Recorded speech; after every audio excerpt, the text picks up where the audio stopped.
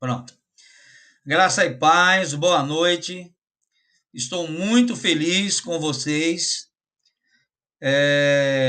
Eu quero que vocês saibam que o trabalho, a finalidade do trabalho, não é ficar observando quem mandou pelo Zap, pelo e-mail, quem fez no Word, quem colocou isso, erro de ortografia, de gramática. Não. É, a finalidade do trabalho é ter um retorno, saber se vocês estão aprendendo. E para minha felicidade, todos os trabalhos que me foram enviados, eu observei que vocês aprenderam. E isso para mim é o que importa.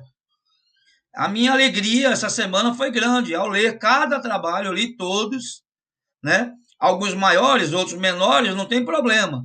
Mas o importante é que eu observei que todos entenderam o assunto. Isso, esse é o objetivo. Amém?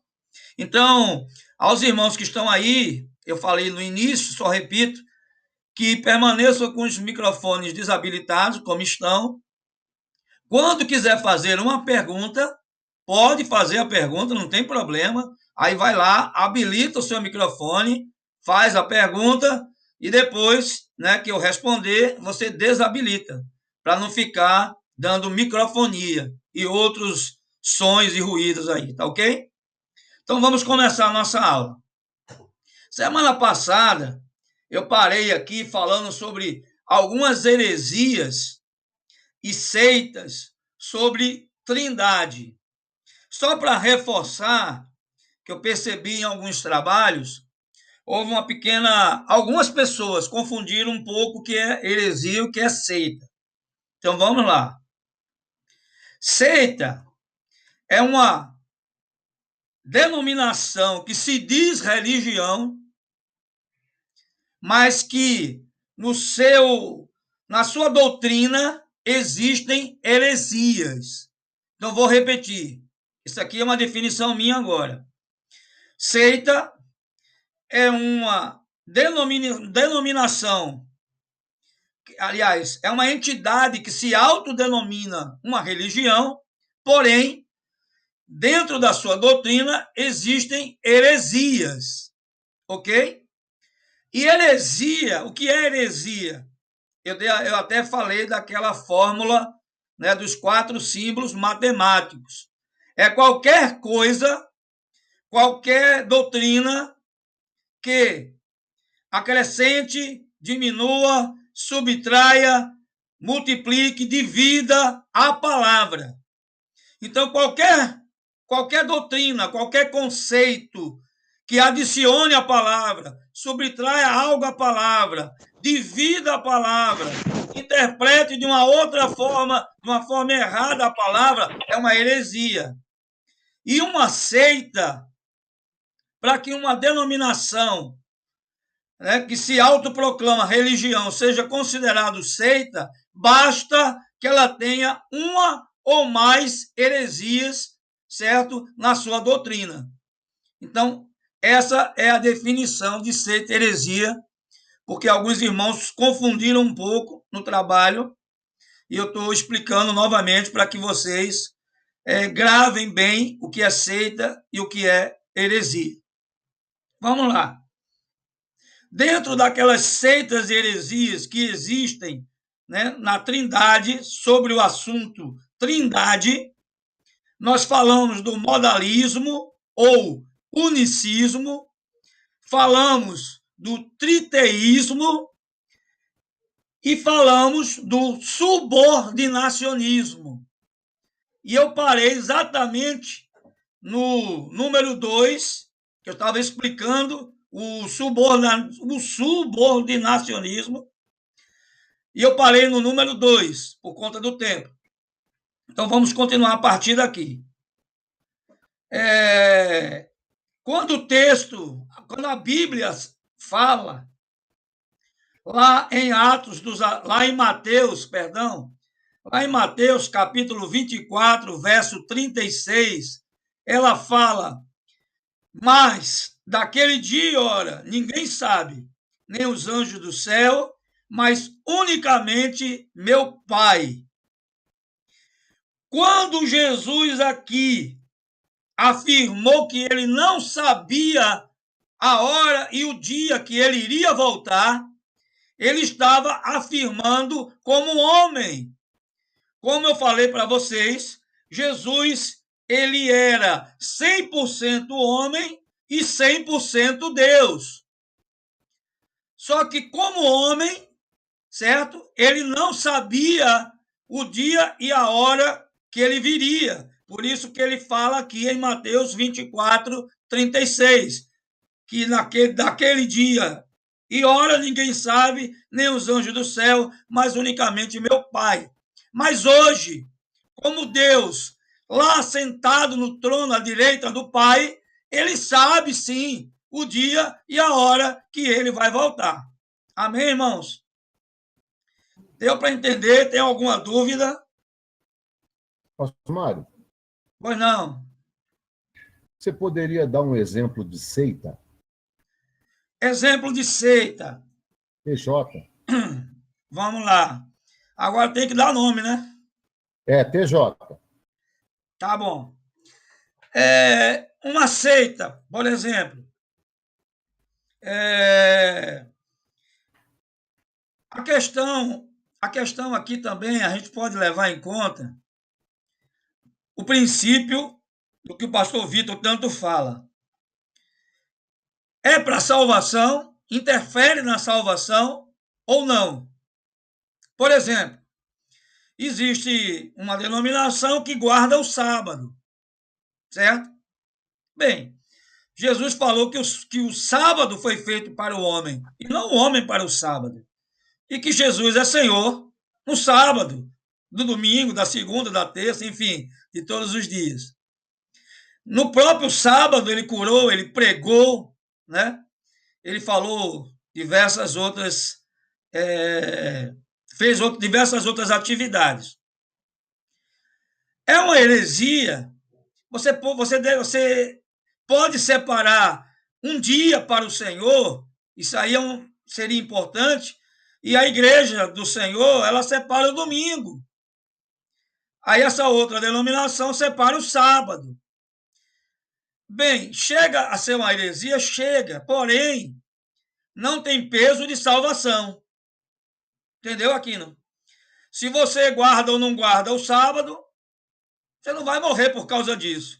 É a mesma coisa do batismo. Se você não vai perder a salvação. Se você não se batizar, você vai perder a salvação? Não, não perde. É uma ordenança, né? O Senhor ordenou que nós fôssemos batizados, como eu falei no domingo, no batismo que houve lá na comunidade cristã Atos de Mato Grosso do Sul, é um testemunho público de que você crê no Senhor, na morte e ressurreição dele na cruz e na sua inclusão na morte e ressurreição. Porém, não se batizar, isso não vai fazer com que você perca a salvação. Da mesma forma, a questão o sábado, certo? Mas existem heresias, seitas piores do que essa. Por exemplo, o Senhor diz na palavra que nós não devemos cultuar os mortos. E ele fala que não devemos ter outros deuses além dele, certo? E algumas seitas que se dizem religião cultuam os mortos. E aqui eu vou ser bem simples, bem claro, objetivo. O catolicismo é uma seita espírita. Não vou dizer que alguns irmãos que estejam lá no catolicismo não possam ser salvos. Eles podem estar lá, não adorar as imagens e aos outros deuses, entre aspas, não é? Não consultar a eles, mas orar e crer unicamente no Senhor, como eu hoje vi um testemunho de um padre que o pastor Vitor mandou para mim, show de bola, certo? Ele disse: não há outro nome, não há outro Senhor, não há outro a quem devamos orar, não há outro em quem seremos salvos. Então, não estou dizendo que todos irão para o inferno. Mas eu estou afirmando o seguinte, que qualquer seita, seja ela, ou qualquer religião que se diz, qualquer denominação que se diz religião, mas que adora e cultua os mortos, é uma seita. Por quê? Porque ela está praticando uma heresia. Ela não está adorando ao único Deus. Ela está adorando a outros deuses, que na verdade não são deuses. São pessoas que morreram, mas não ressuscitaram. O único que morreu e ressuscitou foi Jesus. Então, esse sim é Deus. Esse sim é mediador. Nele tem salvação. Amém? Mas, quando nós adoramos uma pessoa, por exemplo, Maria. Maria foi uma mulher santa, separada pelo Senhor? Foi. Maria tem virtudes? Muitas. Ela teve muitas virtudes. Ela foi escolhida, agraciada pelo Senhor para ser a mãe, né? Para gerar no seu ventre o nosso Salvador. O Verbo se fez carne, não é isso? Porém, ela não é Deus. A gente pode observar lá nas bodas de Caná da Galileia, quando as pessoas vão a ela e dizem, olha, o vinho acabou. Ela não podia fazer nada. Foi o que ela fez. Olha, vão a Jesus.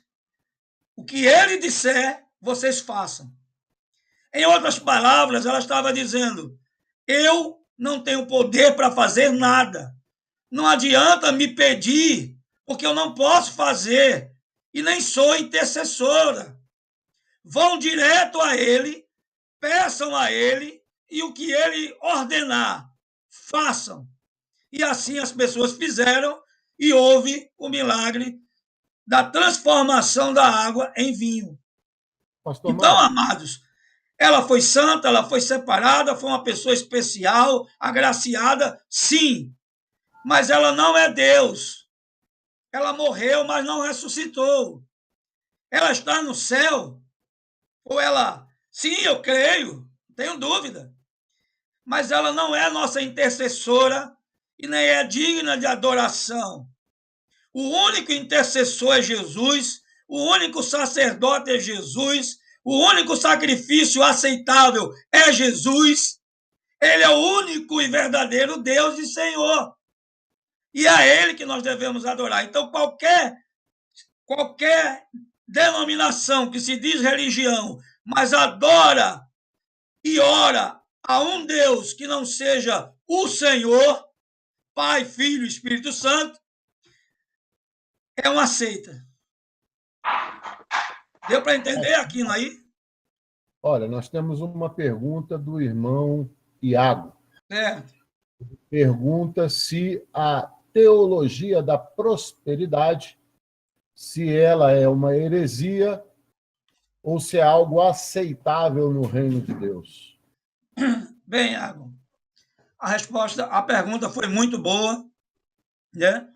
Eu peço para que aqui a irmã que está aqui eu não sei quem é, que ela desliga o microfone.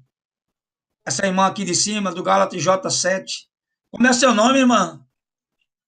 Marisa, Pronto, Marisa. Por favor, irmã Marisa, desligue seu microfone para não dar eu microfonia. estou com dificuldade, Ah, é? por isso que eu apareci.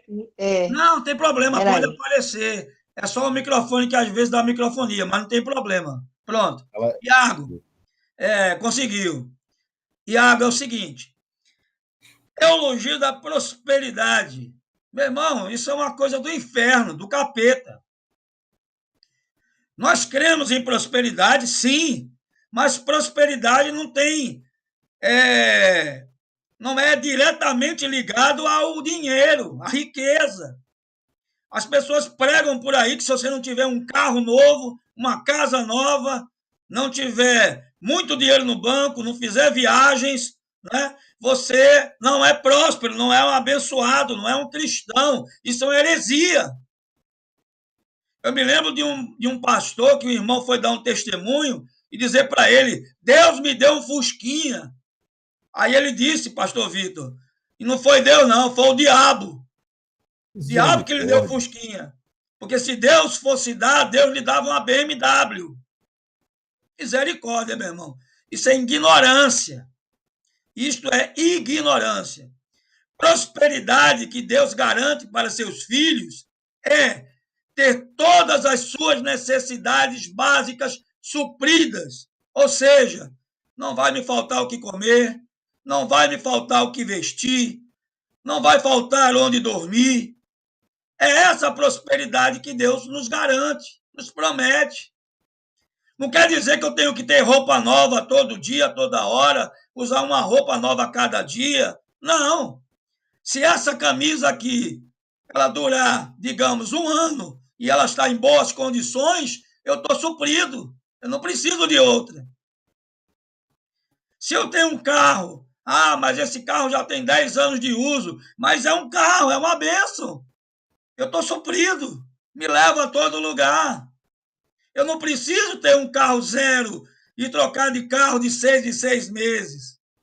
Eu não preciso estar fazendo viagens para outros países para passear. Enfim, essa prosperidade, como pregam por aí, Iago, é heresia. É um exemplo de heresia. Amém?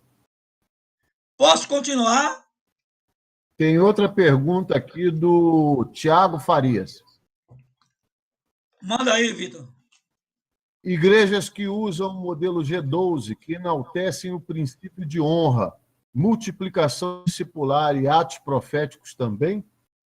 Meu irmão, isso aí são modismos, entendeu?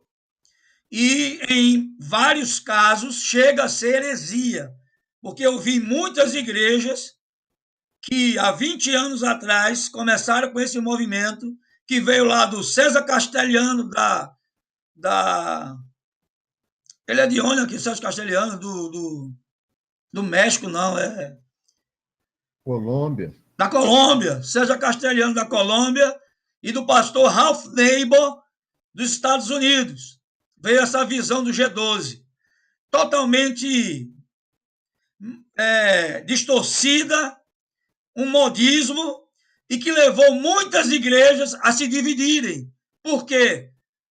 Ele escolhia 12, delegava muita autoridade e muito poder a esses 12 tinham um controle sobre a vida das pessoas exagerado, que não é bíblico, certo? Por exemplo, até a quantidade de relações sexuais que o marido teria com sua esposa, quem controlava era o discipulador, era o líder da célula. E com isso, essas pessoas que tinham tanta autoridade sobre aquele grupo de pessoas saíram, abriram suas igrejas com esses grupos de pessoas, ou seja, dividiram suas igrejas. E divisão não vem de Deus, meu irmão. Certo? Nós cremos, sim, no modelo bíblico de grupos pequenos, grupos familiares, porque isso é bíblico. Aconteceu no início da igreja primitiva. A igreja primitiva se reunia nas casas ou em lugares escondidos por conta da perseguição. Os judeus tinham um templo, tinham uma sinagoga, mas os cristãos não tinham. Certo?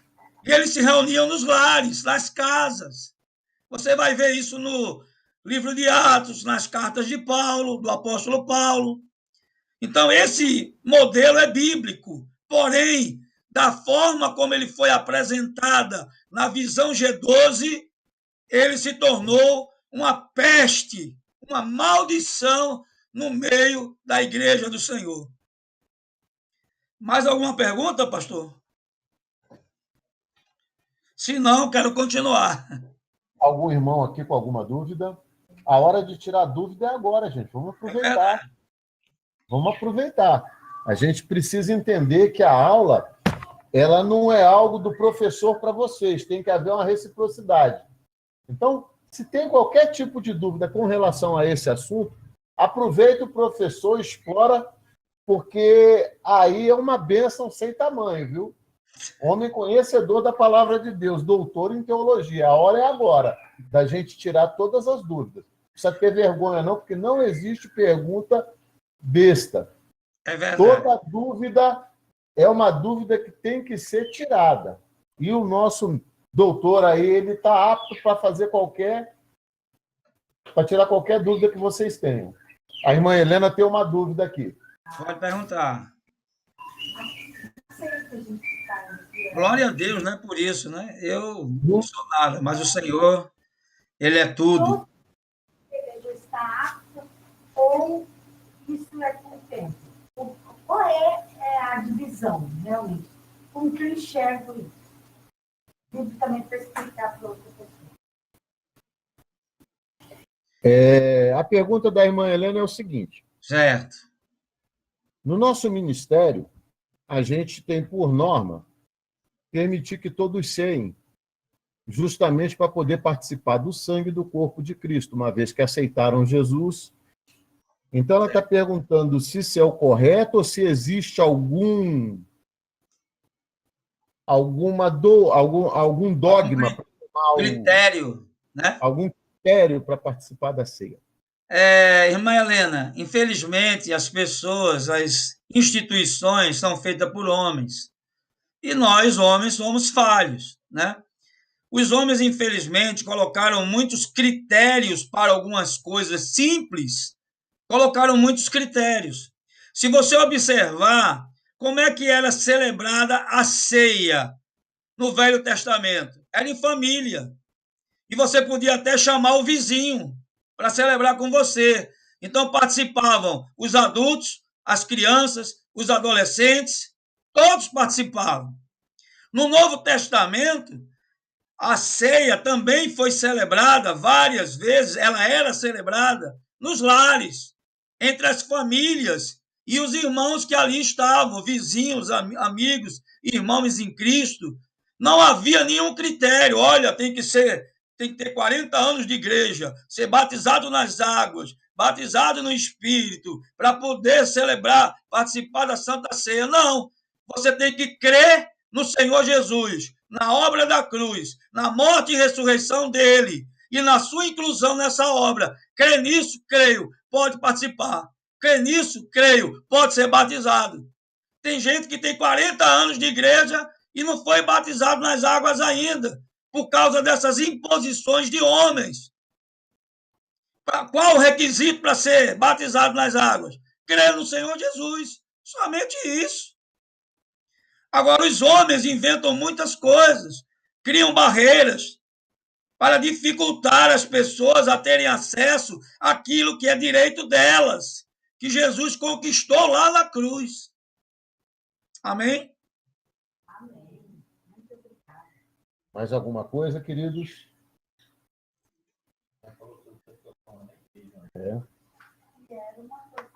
Iago, Iago é um dos meus secretários aqui, viu, pastor Vitor? Eu não tenho, Iago, como ler o chat enquanto estou dando aula, mas eu vi uma palavra sua e é verdade. As heresias e as seitas, elas foram fundadas em cima de algumas, né? Em cima de textos bíblicos, porém, textos bíblicos distorcidos.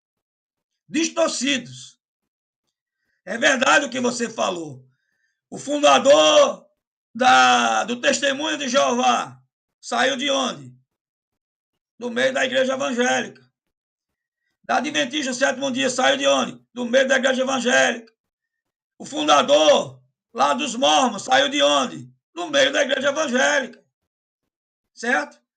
E é uma seita totalmente diabólica, distorce tudo. Olha só o que ele diz, o Joseph Smith, né? Que apareceu um anjo para ele, chamado Anjo Moroni, deu a ele um livro, um outro evangelho, que agora deveria ser observado, né? Um outro evangelho, e que, a partir dali, ele seguiria esse livro e não a palavra. E a Bíblia diz o quê? ainda que um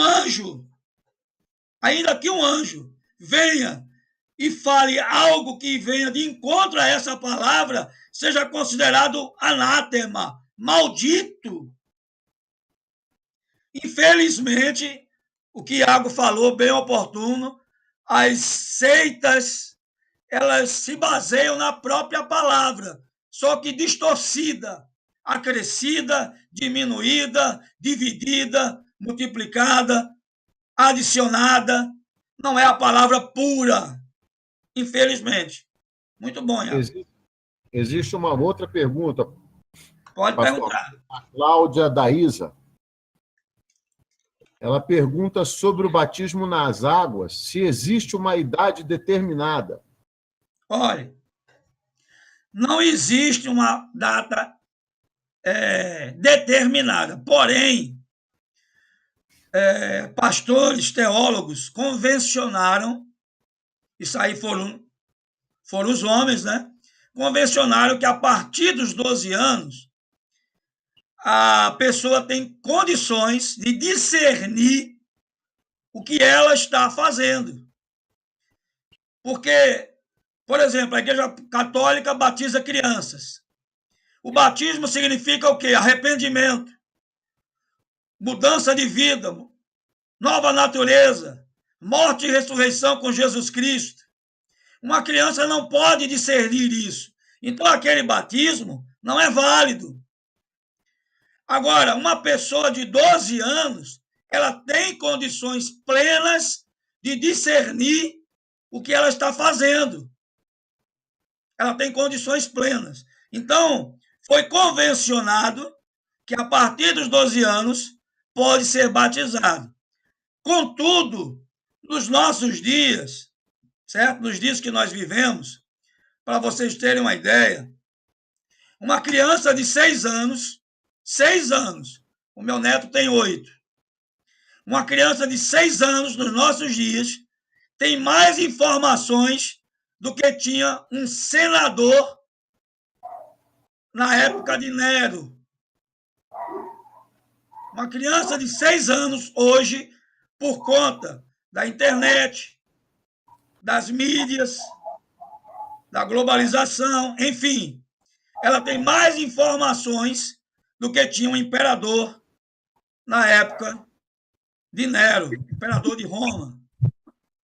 Então, pode ser, aí cada caso será um caso, que o pastor da comunidade, avaliando a criança, ela pode ter 10 anos, mas ser uma criança que tem um entendimento em muitas coisas. E ela discerne quem é Cristo, o que ele fez na cruz, que fez por ela. Então, se ela é uma criança com 10 anos, mas ela já tem o entendimento, o discernimento, ela pode ser batizada? Pode. Nada impede. Qual é o requisito para ser batizado? Crer no Senhor Jesus. Agora, uma criança de 5 anos, 4 anos, ela pode até crer no Senhor Jesus. Certo? Porque a palavra diz que da boca das crianças vem o perfeito louvor. Porém, o entendimento do que ela está fazendo, do significado do batismo, pode ser que ela não tenha. Então, é por isso que nós esperamos até os 12 anos para batizar. Porém, cada caso é um caso e o pastor pode avaliar. Eu mesmo já batizei uma criança com 11 anos. Ela tinha plenas condições de entendimento do que ela estava fazendo. E hoje é um adulto que serve ao Senhor. Pastor Cândido, ainda em Heresias, o Tiago, é o seu outro discípulo aí, junto com o Iago. É o segundo. Então, ele pergunta o seguinte: pastor, comente também sobre as músicas gospel, que cada vez mais têm cantado sobre o louvor ao homem e não a Deus, e tem feito sucesso por causa dos cantores famosos. Como combater isso na igreja? Tiago, essa questão da música é muito parecida com a questão do que o Iago perguntou sobre prosperidade. Existem pastores ricos, né? Eu confesso a você que eu não quero ser rico. Não através do trabalho feito ao Senhor e aos meus irmãos. Não quero. Não quero, de forma alguma.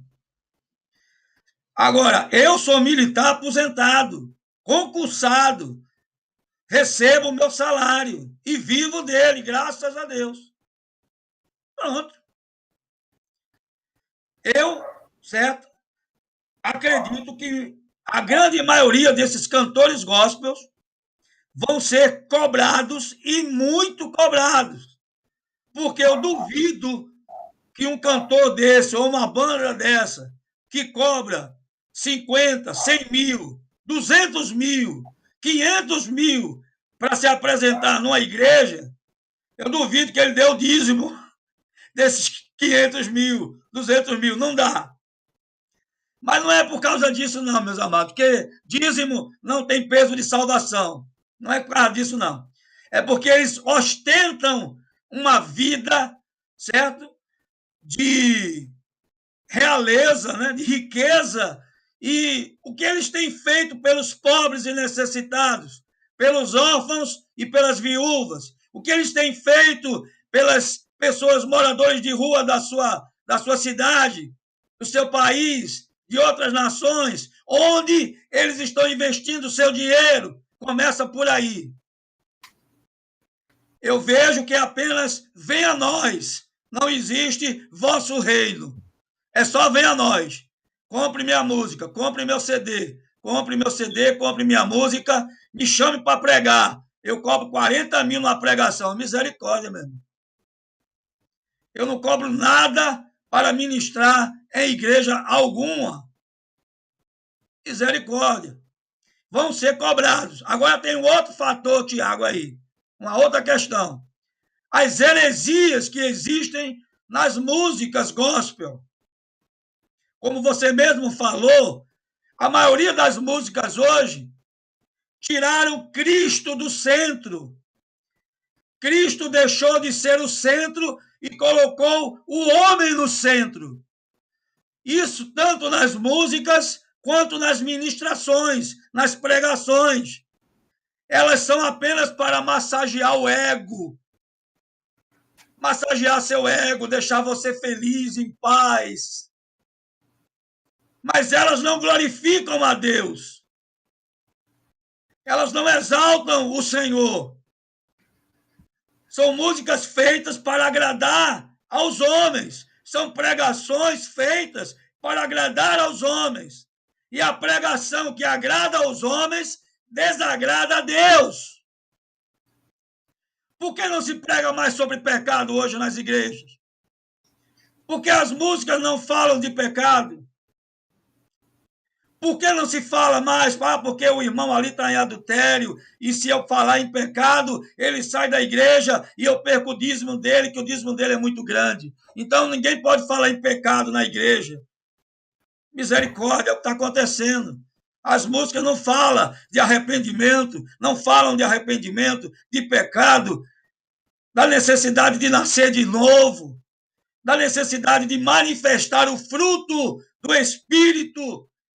Você não vê pregações assim. Você não vê pregações falando que Jesus está voltando, os sinais da vinda de Cristo, que a igreja será arrebatada, que haverá uma tribulação terrível. Tem algum microfone ligado, dando retorno. Então você não vê isso nem nas músicas, nem nas pregações. Você só vê o seguinte: você é especial. Olha, não se preocupe. Se você caiu, Deus vai te levantar. É verdade, tudo isso é verdade. Mas o que aconteceu foi que eles tiraram Cristo do centro. Deixaram de ser cristocêntrico para ser antropocêntricos. Ou seja, colocaram o homem no centro. Tanto nas pregações quanto nas músicas gospel. É um lixo. Poucos cantores hoje e compositores, você pode dizer, essa canção é bíblica. Eu me lembro, na década de 90, quando eu me converti, as músicas, por exemplo, do pastor Ademar de Campos. Cada verso dele tinha referência bíblica. Lembra disso, pastor Vitor? Cada verso das músicas dele tinha as referências bíblicas do lado. Onde é que você vê isso hoje? Ande. Isso. Eu vi rapidamente aqui, Iago. Pastor Cláudio Claro. Pastor Cláudio Claro, Daniel Souza. Comunidade Evangélica da Vila da Penha. Azaf Borba. Borba. Eram muitos. Nós temos muitos nomes, certo? De compositores e irmãos que adoram o Senhor, que houve um avivamento na área da música na década de 80, ainda era LP, não era nem CD, era LP. E esses continuaram aí na década de 80, entraram na década de 90, e hoje, na década de 2000, aí, mais ou menos, aproximadamente, começaram a surgir novos compositores e novos cantores, mas com uma visão totalmente diferente, totalmente distorcida, totalmente afastada da palavra, e é lamentável o que a gente tem visto. Você tem que selecionar o que você vai ouvir e o que você vai reproduzir. Nós, como pastores, temos que estar atentos aos irmãos do Ministério de Música, o que eles vão tocar, porque hoje em dia nem tudo pode ser reproduzido. Ah, é bonito, é agradável. Tá, é bonito e agradável, mas é bíblico? Se não é, não me interessa. Posso continuar, pastor Vitor? Eu não saí do início ainda. Então, só mais uma questão. Existe alguma coisa melhor do que Cristo que Deus já enviou ou vai enviar? Oh, meus amados, olha, isso aí é uma heresia terrível. Heresia pura. Olha, meu irmão, o melhor de Deus está por vir na sua vida. Heresia. O melhor de Deus já veio. O melhor de Deus é Jesus Cristo, o Senhor. Ele já veio há mais de 2000 anos atrás e cumpriu o propósito para o qual ele foi enviado. Morreu na cruz e ressuscitou e está sentado à destra de Deus. Ele é o melhor de Deus que já veio. Não tem nenhum outro, nem haverá nenhum outro melhor do que ele. Então, se alguém chegar para você e disser, olha, meu irmão, o melhor de Deus ainda está por vir na sua vida, você está amarrado em nome de Jesus, está repreendido em nome de Jesus, porque o melhor de Deus já veio, foi Jesus Cristo, o Senhor. Amém? E aí, pastor Vitor, mais alguma pergunta?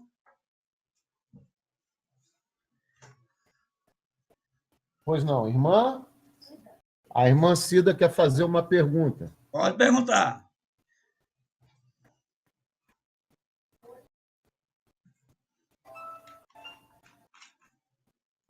Pastor Mário, aí já é uma... Essa é mais uma questão teológica levantada aqui. Bom, muito Existe bom. pastora? Pode mandar. Existe pastora? Ordenação de mulher? É o seguinte, amados, essa questão de pastora é uma questão polêmica no meio cristão. É uma polêmica muito grande. Existem ministérios que aceitam e existem ministérios que não aceitam. E existem ministérios que não aceitavam e agora estão aceitando. Existem ministérios que aceitavam e estão deixando de aceitar. Enfim, não há um consenso, certo? Contudo, eu particularmente, aí é a nossa visão, certo? da nossa igreja, a comunidade cristã Atos, eu particularmente não vejo um empecilho para que uma mulher seja uma pastora, não vejo. O que acontece, tudo bem, o pessoal fala de Raquel, né? É Raquel? Ou é Rebeca, que era pastora, não me lembro? Não. Hein? Débora. Débora, pronto. Débora era pastora, mas ela era pastora de quê? De ovelhas, certo? De rebanho. Mas os pastores, esse nome também deriva dos pastores que cuidavam das ovelhas, do seu rebanho. Porque nós não cuidamos hoje de ovelhas e rebanho, não de animais, mas de seres humanos. Mas tudo bem. Ela era pastor de rebanho, não era pastora, como é o nome? De pessoas. Naquela época, a mulher, ela não tinha papel nenhum na sociedade. A função dela era procriar. E se ela não procriasse, ela era considerada amaldiçoada por Deus. Então, a única função da mulher era essa. Era cuidar da casa, do marido, dos filhos e gerar filhos. Se ela não gerasse, ela fosse estéril, era considerada maldição. Em Cristo, foi que as mulheres começaram a ser valorizadas. Foi Jesus que começou a valorizar as mulheres. Jesus começou a valorizar as mulheres. As mulheres, na verdade, elas foram mais fiéis do que os homens no ministério de Jesus. Tanto é que quando Jesus foi preso, todos os homens fugiram, seus discípulos, as mulheres ficaram. Eram elas que sustentavam o ministério de Jesus com seus bens. Eram elas que sustentavam financeiramente Jesus e os discípulos. Elas ajudavam em muitas atividades. Então, a partir de Cristo, a mulher voltou a ser valorizada, a ser colocada no lugar que Deus estabeleceu para ela, que é ao lado do homem, ao lado, não à frente nem atrás, mas ao lado do homem. Diga aí, Iago. A questão que... Tá, o áudio tá bom? Tá bom. A questão que Paulo exorta Timóteo é uma questão cultural, uma questão... Quando ele fala sobre o ministério das mulheres ensinar, é uma questão cultural e uma questão que está se levantando mulheres que estão fazendo aquilo, ou é uma exortação a essas mulheres que querem ser pastoras? Boa pergunta. As mulheres não conquistaram o seu espaço da noite para o dia. Jesus deu início. Jesus começou a valorizar as mulheres. Contudo, as posições que as mulheres foram conquistando, isso veio ao longo da história. Então, as mulheres não podiam votar. Em 1940 e quanto aqui aí, que eu não me lembro agora, elas começaram a votar? Foi no começo do governo do Getúlio Vargas, já na sua fase menos ditatorial, acho que foi depois do Estado Novo. Pronto. Foi que as mulheres começaram a votar. Então, ao longo da história, Iago, as mulheres foram conquistando espaços, certo?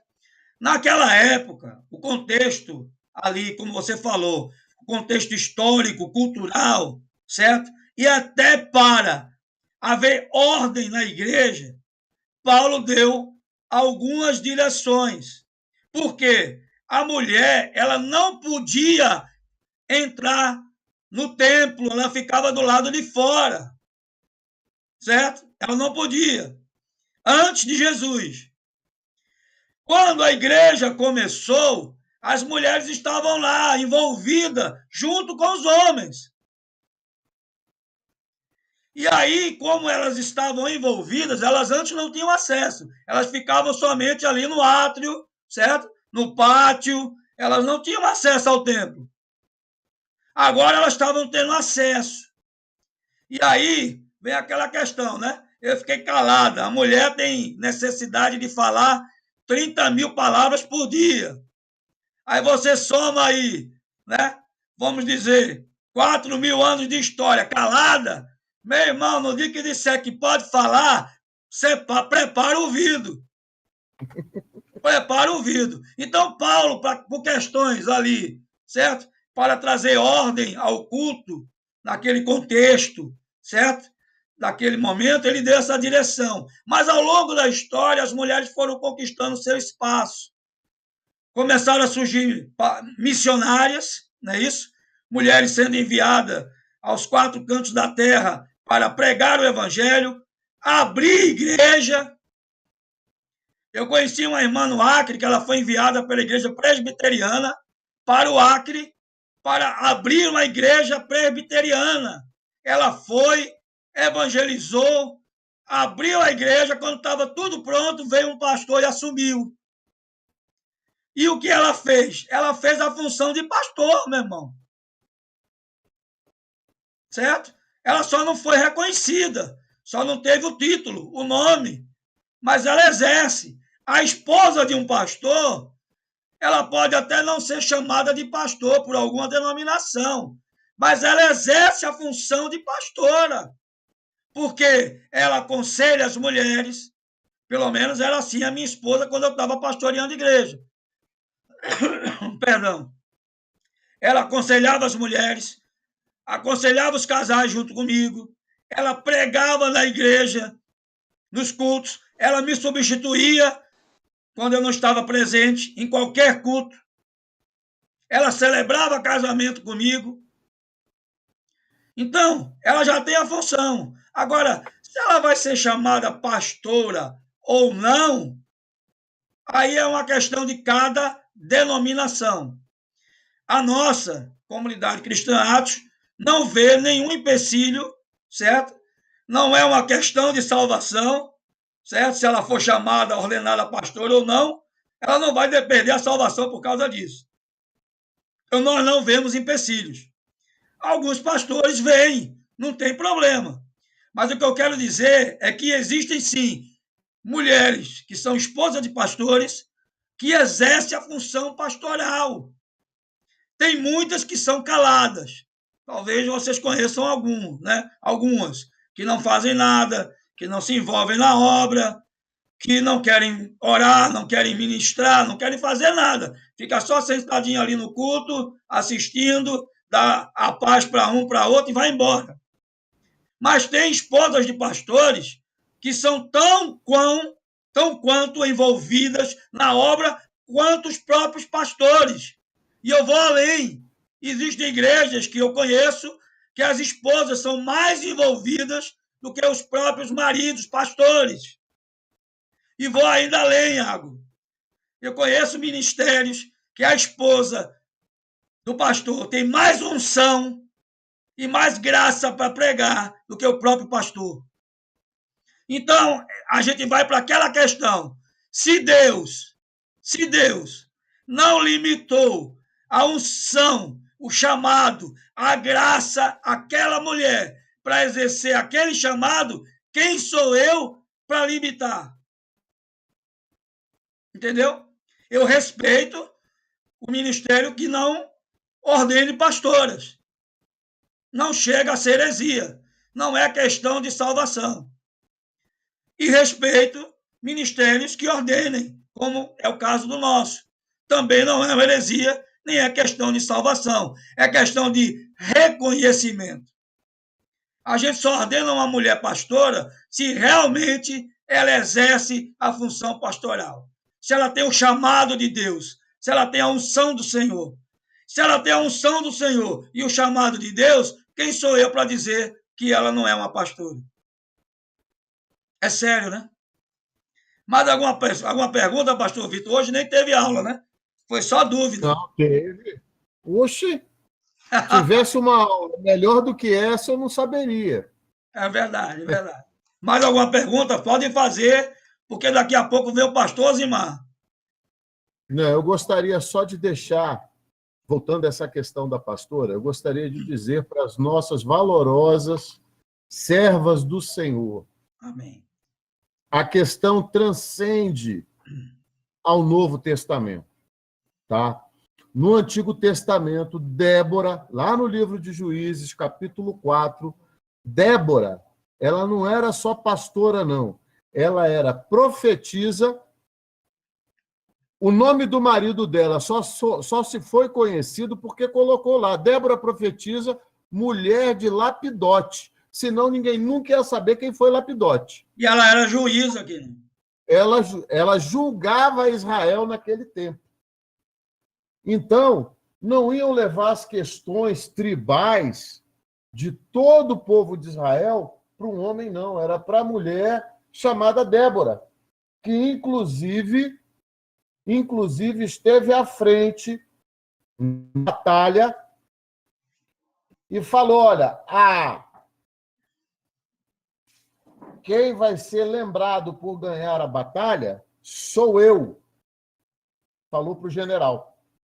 Então, as mulheres podem dar uma olhadinha lá no livro de Juízes, no capítulo 4, e ver a história de Débora. Deus não limita os seus servos, muito pelo contrário. Quando Jesus Cristo ele é assunto aos céus, ele disse que enviaria o Consolador. E quando ele enviou o Consolador, o Espírito Santo desceu sobre toda a carne, como havia profetizado o profeta Joel. Então, eu, com os parcos conhecimentos que eu tenho da palavra de Deus, eu posso afiançar como pastor Mário que se Deus não limitou a unção do Espírito Santo sobre nenhuma carne, quem somos nós para querer limitar o chamado de alguém? Verdade. Muito bom, pastor Vitor. Iago e os irmãos, né, que estão aí online, eu me lembrei agora de um fato, sabe? Que um amigo meu estava num culto, era um congresso de pastores, Iago, e uma mulher pastora estava pregando, e vários homens ali, eu poderia dizer que próximo de uma centena de homens, era um congresso de pastores, sentados ouvindo uma mulher. E ele orou e disse, Senhor, por que isso? Ele questionou. Por que a mulher pastora ali pregando para nós, homens aqui? E o Senhor falou o coração dele, sabe por quê? Porque ela se dispôs, ela buscou, ela se colocou na brecha.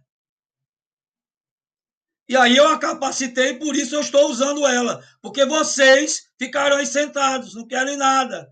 E ela está me buscando. Então, é por isso que eu estou usando ela. Agora, teve uma pergunta, e eu quero finalizar com essa pergunta, antes de passar para o pastor Osimar. Vê aí, pastor Vitor, que o Tiago fez uma pergunta sobre campanhas das portas abertas. Tayana. Oi? Tayana, não, Tiago, Tayana Barros. Lê para mim aí, Iago, por favor, que a pergunta. A pergunta de Tayana Barros. Pastor, a questão de nos cultos, campanhas de portas abertas e outras, é uma heresia? Se você dirige o culto e pedem que anuncie a campanha? Meu amado, é minha amada, né? Minha amada. Sua pergunta foi muito pertinente. Tayana. Como é o nome dela? Tayana. Tayana. Tayana. Tayana, isso aí é uma forma de encher a igreja. Certo? Você vai para uma igreja, como eu fui pastorear uma igreja batista lá no Acre, o pastor que estava antes de mim devia fazer esse tipo de coisa. Porque a igreja, digamos, eu tinha 40, 50, 60 membros.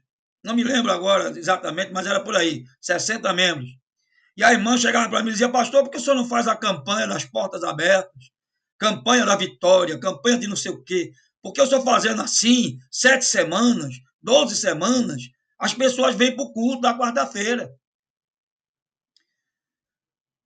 Isso aí o pastor anterior fazia. Eu não faço. Se as pessoas não vierem para a igreja por causa de Cristo, eu não posso trazer as pessoas para a igreja por um outro motivo. Está errado. Porque no momento que deixar de fazer aquilo, as pessoas se perdem, vão embora. Elas não estão na igreja por conta de Cristo, elas estão por conta da campanha.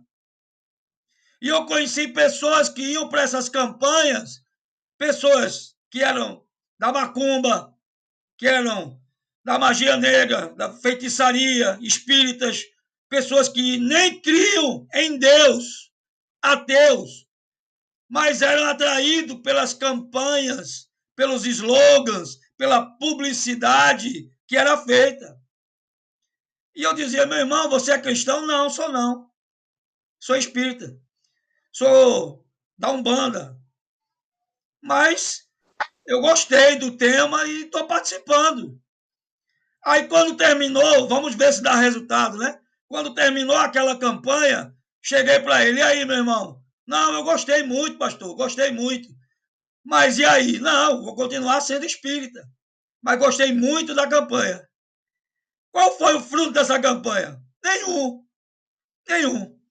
Isso é só para atrair pessoas para a igreja. Negócio de chamar cantores famosos, pregadores famosos, certo?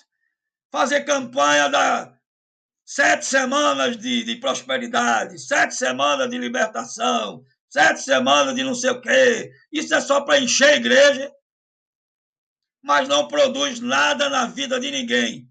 Não produz salvação, arrependimento, novo nascimento, santidade, nada, nada, absolutamente nada. Então, para mim, isso aí é uma invenção de alguns pastores de algumas igrejas, um método que não é bíblico, por isso pode ser considerado uma heresia, por não ser bíblico, para atrair pessoas para a igreja. Hoje tem balada gospel, forró gospel, carnaval gospel, São João gospel, não sei o que gospel, tudo gospel. Eu nem gosto dessa palavra gospel. Isso é para quê? Para a igreja se adaptar ao mundo, para atrair jovens. Meu irmão, a igreja tem que ser diferente do mundo. E se queremos atrair os jovens, temos que atrair os jovens com a palavra, com Cristo. E não com modismos ou se equiparando ou se igualando ao mundo. Amém? Mais alguma pergunta? Porque está na hora do pastor Azimar. Uma pergunta, pastor, para fazer. Pode fazer, meu irmão. A questão da predestinação. Predestinação é uma heresia? Olha, eu vou dizer uma coisa para você. A predestinação, nós estamos com... Já estou 9 horas aqui, no limite da hora do pastor Azimar. Uhum. Se eu não conseguir responder toda a pergunta satisfatoriamente hoje, a gente continua na próxima aula. A predestinação, o que nós cremos como predestinação, fica mais fácil porque vai ser mais rápido. Na terça-feira, na segunda-feira que vem, eu posso explorar melhor. O que eu creio na predestinação é o seguinte, que Deus predestinou todos à salvação. Todos. Porém, nem todos irão aceitá-lo como Senhor e Salvador. Porque a palavra diz em João 3,16, porque Deus amou o mundo de tal maneira que deu seu único filho, para que todos no grego significa todos, todo em hebraico significa todos em inglês é todos, em qualquer língua é todos. Amém. Lá em Romanos 8, 29, a palavra diz o seguinte, que Jesus é o primogênito entre muitos irmãos. Jesus não veio para morrer para um grupo de pessoas. Jesus veio morrer para a salvação de toda a humanidade. Infelizmente, nem todos aceitam, nem todos creem, nem todos se convertem. Infelizmente. Agora, Deus sabe quem vai se converter e quem não vai, sabe. Ele sabe todas as coisas. Ele sabe quem vai ser salvo e quem não vai, Sabe. Mas que ele tenha predestinado uns para a salvação e outros para a perdição, isso aí é heresia, meu irmão. Pode ser doutor, tridoutor, pós-doutor, pode ser arcanjo, querubim, pode ser semideus. Chama-se heresia. Entendi, pastor. Amém? Amém. Então, vamos encerrar aqui, pastor Vitor. Eu vou parar a gravação. Pronto. E agora, cadê o pastor Osimar? Eu vou dar 5 minutos para quem quiser, certo? E para quem não quiser, pode continuar aí fazendo pergunta. É ok, Iago? Pode falar aí, Iago. Não está gravando mais, não. A questão do Iago é a seguinte: pode separar um dia somente para tirar dúvidas assim?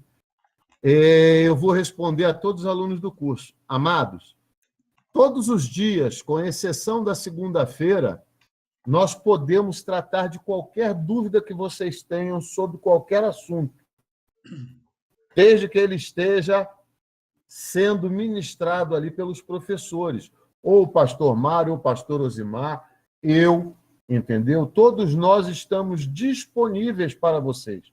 É verdade. Pode ser... pastor, eu queria estar conversando, vendo o senhor e tal, não tem problema nenhum, a gente faz um link, entendeu? Porque o vídeo do WhatsApp é curto e tal, a gente abre um link para poder tirar essas dúvidas, sem problema nenhum. Podem me perguntar qualquer dia, qualquer hora, viu, Juscelio, qualquer irmão. Olha, Juscelio, vou dizer uma coisa para você. Tem um doutor aí, muito conhecido, famoso, entendeu? Que ele é um adepto e defensor ferrenho dessa predestinação.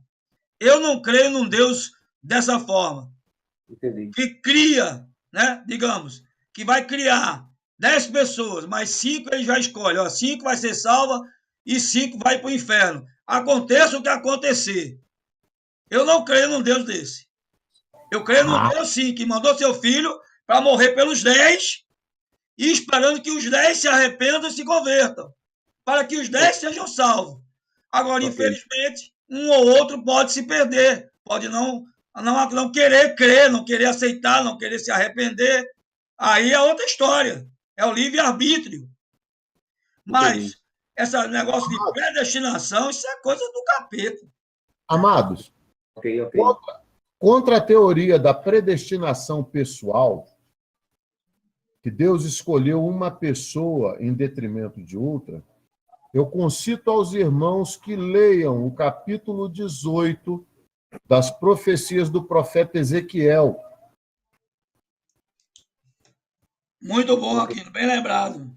Gostaria muito que vocês lessem o capítulo 18 de Ezequiel.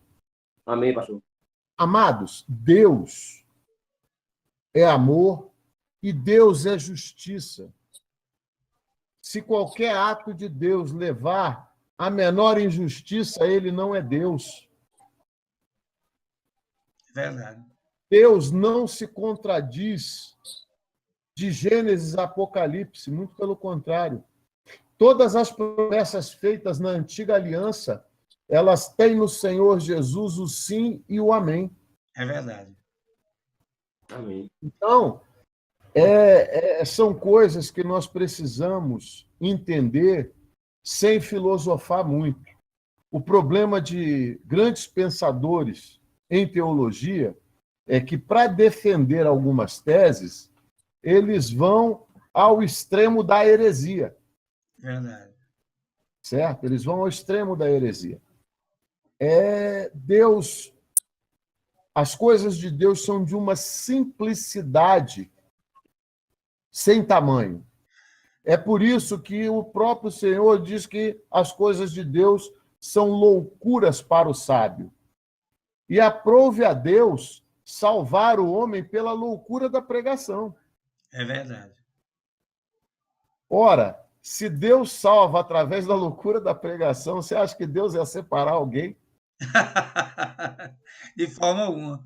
Ô, Juscelio, você ia perguntar mais alguma coisa, né? Não, pastor, só isso mesmo. Só isso mesmo? Se tiver mais alguma pergunta, pode fazer. Então tá bom, obrigado. Então foi sobre a... Eu vou falar aqui de uma heresia para vocês, tá? Eu gostaria que alguém procurasse só o texto e lesse para mim.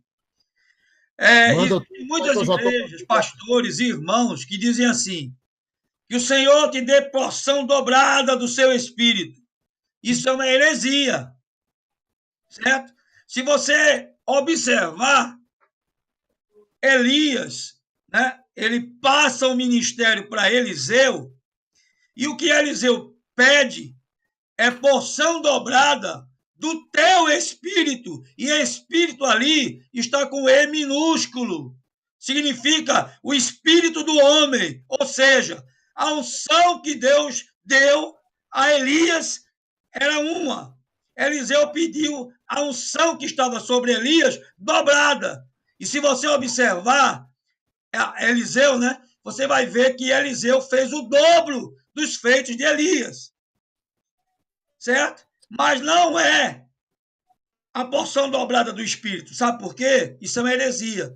Se você tivesse a porção dobrada do Espírito, você teria o Espírito Santo 2 vezes em você. Ou seja, você seria maior do que o Espírito Santo. Alguém aqui é maior que o Espírito Santo? Eu não sou. Eu não chego nem perto. Eu também não. Então, esse negócio de porção dobrada do Espírito Santo não existe. Porque ninguém pode ter 2 vezes o Espírito Santo dentro dele. Entendi. Entendeu? Isso é mais uma heresia. Cuidado, porque isso aí no nosso meio é muito falado. Tá bom. Porção dobrada do Espírito, porção dobrada do Espírito. Não. Aquilo ali, quando Eliseu pede, ele pede a unção que estava sobre Elias. Pode ver que lá é E minúsculo, não é o E minúsculo, o E maiúsculo, significando Espírito Santo. É E minúsculo. Ele está pedindo a unção, em outras palavras, a unção de Elias dobrada. Mas não significa que é 2 vezes o Espírito Santo dentro da pessoa. Não tem condições. Você vai ser maior do que Deus. Só teve um que quis fazer isso. Foi Lúcifer. E hoje é Satanás. Verdade. Se encontra onde esse texto? Que se refere a essa passagem, se refere em que texto? Só um minuto que eu já vou falar para você aqui. Pronto. Pastor Vitor vai ler aí o texto. Pastor Azimar não chegou. Amém. Se vocês concordarem, eu vou continuar com a minha aula. Ok.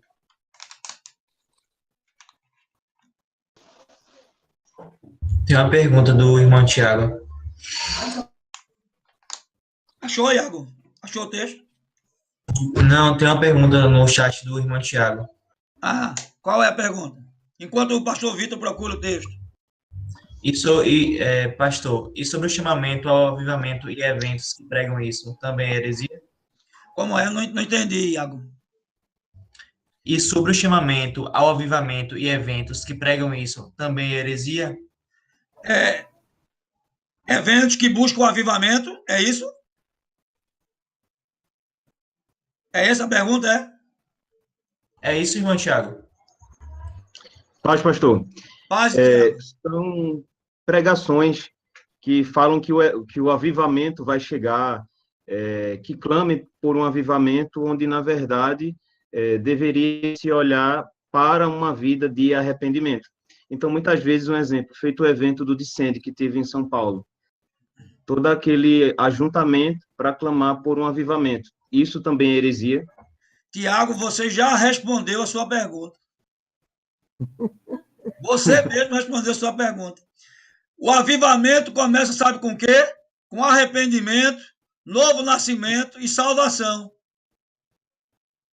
Você respondeu a sua pergunta. Podemos orar por um avivamento? Podemos.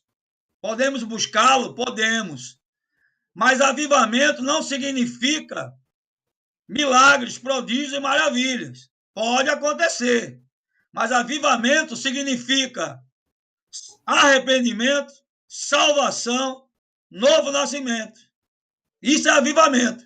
Avivamento é salvação. São vidas rendidas aos pés do Senhor. Isso é avivamento. E nós precisamos, viu, Tiago? Porque fora esses ministérios da prosperidade, da libertação, das curas, eu creio que cura, Deus cura. Não tenho dúvida que Deus cura, não. Eu já orei com pessoas com AIDS, em fase terminal foram curadas, pessoas com câncer, mas também já orei em outras com as mesmas doenças e não foram. Bem, quem cura é ele, não sou eu. Né? O poder é dele, não é meu. Eu não tenho poder. Pastor Então, Mário. Avivamento, nós temos sim que orar, sabe por quê? Porque a igreja hoje, ela está cheia de gente vazia. Aquelas que estão cheias. E aquelas igrejas que pregam verdadeiramente o evangelho, você vê aquela dúzia de pessoas, aquele número limitado de pessoas. Por quê? Porque o pastor está pregando o evangelho. Agora, as igrejas que pregam modismos e outras coisas estão lá lotadas. Então, realmente, nós precisamos de um avivamento dentro da própria igreja evangélica para os próprios evangélicos. Nós temos que pregar para nós mesmos. Pode falar aí, pastor Vitor. Pastor Mário, 2 Reis, capítulo 2. Pronto, pode ler. Havendo eles passado, Elias disse a Eliseu: pede-me o que queres que eu te faça, antes que seja tomado de ti. E disse: peço-te que haja sobre mim dobrada porção do teu espírito com E minúsculo. Pronto. O que Eliseu pediu, Elias, não foi a porção dobrada do Espírito Santo. Foi a porção dobrada da unção que estava sobre a vida de Elias. É outra coisa. Porção dobrada do Espírito é 2 vezes o Espírito Santo na sua vida. Isso não existe. Mais alguma pergunta? Podem perguntar, gente, que eu vou continuar. O pastor Osimar, não vi ele aqui online ainda. O pastor Osimar falou no chat, ele não está conseguindo aparecer, não sei. Foi? Ele perguntou. Osimar, está online, Osimar? Ele perguntou se a gente estava conseguindo visualizar ele. Então ele deve estar com algum problema, Iago. Pastor, o texto que foi lido foi 2 Reis 2, capítulo 2, o versículo. Qual foi? Vitor, Juscelio está perguntando o texto que você falou agora. 2 Reis 2:9. 2 Reis 2:9. Eu vou colocar aqui no chat. Pronto, obrigado, irmã abençoada. Olha, eu vou fazer o seguinte. Pastor Osimar está com algum problema para entrar. Eu vou continuar com minha aula. Eu vou pedir a vocês só 5 minutos de intervalo para eu ir tomar uma água aqui no banheiro rapidinho, tá bom? E a gente continua com a nossa aula. Combinado? Todo mundo concorda? Ok, então, 5 minutinhos aí.